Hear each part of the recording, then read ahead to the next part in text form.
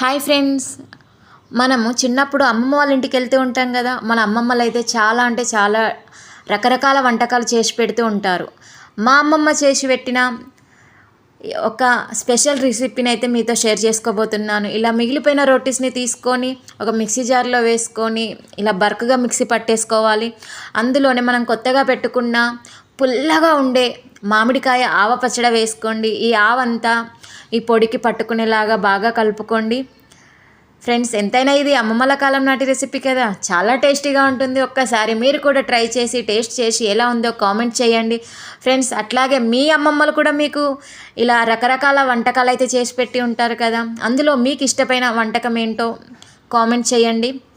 And ఇందులో ఆవ కలుపుకున్న దాంట్లో కొంచెం ఆయిల్ వేసుకొని బాగా కలుపుకోవాలి. ఈ మామిడికాయ ముక్క నంచుకుంటూ ఇలా తింటుంటే చాలా టేస్టీగా ఉంటుంది ఫ్రెండ్స్. నా వీడియో